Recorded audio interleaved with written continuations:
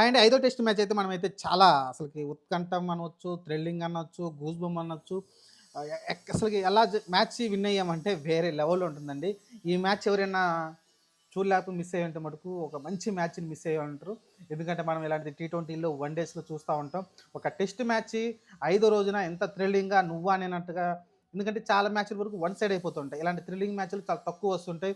మొన్న డ్రా చేసుకోవచ్చు మ్యాచ్ కావచ్చు. రవీంద్ర జడేజా, వాషింగ్టన్ సుందర్ ఏదో వాళ్ళిద్దరూ కలిసి వికెట్ పడకుండా అసలకి ఎంత బాగా ఆడారో చూసాం మనం. డ్రా చేశారు. ఈ మ్యాచ్ చూసుకుంటే మీకు దాదాపు బ్రూక్ మన మ్యాచ్‌ని తీసుకొని వెళ్ళిపోయాడు దాదాపు.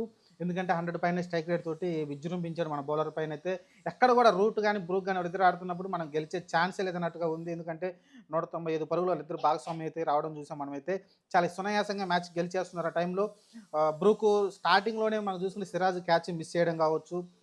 ఆ తర్వాత బ్రూక్ చూసుకుంటే సెంచరీ చేసి అది చాలా మూల్యం చెల్లించుకోవాల్సిన పరిస్థితి ఏర్పడింది. కానీ ఫైనల్‌గా అయితే సిరాజే లాస్ట్ వికెట్ తీసి మ్యాచ్‌ని అయితే గెలిపించాడు. జస్ట్ అండి 6 పరుగుల తేడాతోటి మనమైతే మ్యాచ్ గెలిసాం. కేవలం 6 పరుగులు, ఒక్క 6 కొట్టుంటే మ్యాచ్ గెలిచేవాళ్ళు. అప్పటికి ఒక క్యాచ్ మిస్ కూడా వచ్చింది ఆ లాస్ట్‌లో అయితే. ఎందుకంటే ఆకాశ్‌దీప్ ముందుగా ఉన్నాడు. బౌండరీ మీద ఉంటే అప్పటికే వికెట్లు పడిపోయి ఇంకొంచెం ఈజీగా ఇంకొక 15, 16 పరుగుల తేడాతోటి గెలిచి ఉండేవాళ్ళమేమో. కానీ అది కూడా మిస్ చేశారు. మిస్ చేయడంతోటి స్కోర్ అయితే దగ్గరకొచ్చేసింది. క్రిస్ వోక్స్ అయితే తన చేతికి గాయమైందని మన విషయం తెలిసిందే. కానీ ఫస్ట్ ఇన్నింగ్స్ ఆడలేదు అతను. సెకండ్ ఇన్నింగ్స్‌లో వచ్చేసరికి అతనైతే ఆడే ప్రయత్నం చేశాడు, వచ్చాడు. సింగిల్స్ ఒక్క బాల్ కూడా అతను ఫేస్ చేయకుండానే ఆట్కిన్సన్ అనుకుంటాను బౌలరు. అతనైతే ఫేస్ చేశాడు. ఒక 6 కూడా కొట్టడం అంటే 6 అంటే ఒక 4 అయితే రావడం చూసాం. 6 అయితే 6 వచ్చింది అక్కడైతే. చాలా అన్‌ఫార్చునేట్‌లీ జరిగిపోయింది.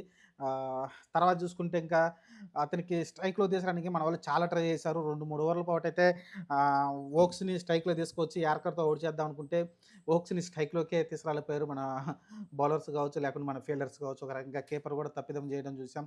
ఓవరాల్‌గా అయితే ఆహ్, ఒక సినిమా థ్రిల్లింగ్ ఎండింగ్ సినిమా ఎలా ఉంటుందో క్లైమాక్స్ అలా అయితే చూసామండి.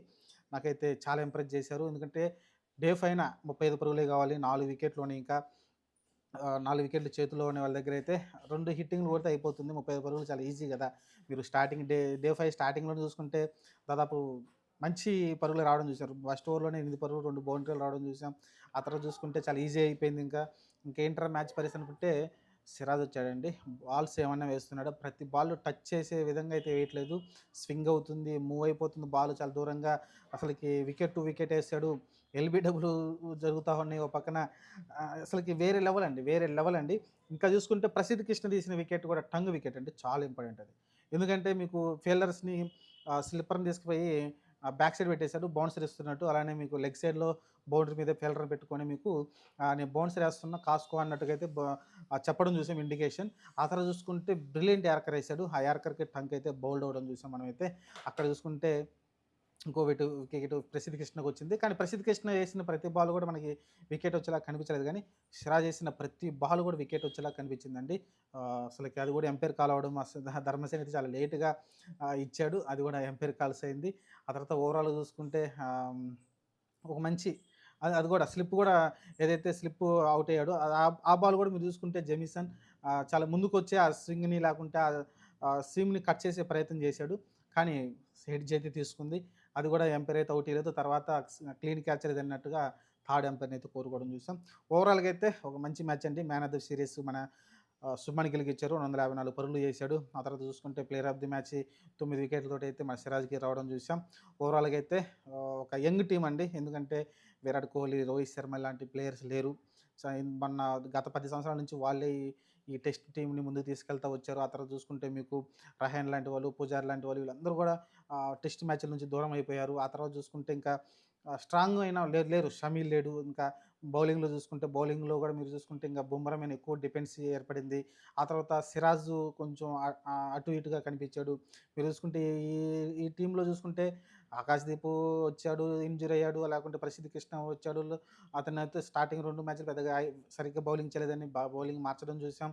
ఆ తర్వాత చూసుకుంటే హర్షదీప్ వచ్చాడు కానీ మ్యాచ్ ఆడే ఛాన్స్ వచ్చింది. అతనికి ఇంజ్యూరీలో వెళ్ళిపోవడం చూసాం. ఓవరాల్‌గా అయితే ఒక ఇంజ్యూరీస్ కన్సర్న్ తోటైతే మన బౌలింగ్ అంతా డిపార్ట్‌మెంట్ కనిపించడం చూసాం. మొత్తం 5 మ్యాచ్‌లు సిరాజ్ ఒంటి చేత్తోటైతే తన భుజాల మీద ఏసుకొని దాదాపు 180 ఓవర్లేమో ఏసాడంట అన్ని మ్యాచ్‌లు కలిపి. చాలా బ్రిలియంట్ అండి. ఈ మ్యాచ్‌లో కూడా చూసుకుంటే మీకు దాదాపు 30 ఓవర్లు వేయడం చూసాం. అతను ఒక్కడే 80 ఓవర్లు, 30 ఓవర్లు అంటే మామూలు విషయం కాదు. కాబట్టి ఓవరాల్‌గా అయితే ఒక మంచి విజయం. ఇది సిరాజ్ విజయం అనుకోవచ్చు ఒక రకంగా. క్యాచ్ తనే మిస్ చేశాడు. లాస్ట్ వికెట్ తనే తీశాడు. ఓ మంచి యార్కర్ తోటైతే ఓవరాల్‌గా అయితే ఈ సిరీస్ 2-2 తోటి సమమైపోయింది. యాక్చువల్‌గా మనం కొంచెం ఇంతకుముందు మ్యాచ్‌లు కూడా గెలవాల్సిన మ్యాచ్‌లు కొన్ని ఓడిపోయాం మనం. ఎందుకంటే సెకండ్ మ్యాచ్ కూడా మనం గెలవాల్సిన మ్యాచ్. కానీ ఆ మ్యాచ్ అయితే ఓడిపోయాం. సరే ఏదేమైనప్పటికైతే సీరీస్ అయితే సమన్ చేసుకోగలిగాం. అలాంటి టెస్ట్ ఛాంపియన్‌షిప్‌లు ఇవి చాలా క్రూషియల్ అవుతాయి. ఒక మ్యాచ్ డ్రా చేసుకున్నాం. ఇంగ్లాండ్ ఎళ్లి అలానే 2 మ్యాచ్‌లు గెలిచాం కాబట్టి మనకు కొంచెం ఈజీగా ఉంటుంది టెస్ట్ ఛాంపియన్‌షిప్‌లో ఫైనల్‌కి వెళ్ళడానికి. చూద్దాం మరి.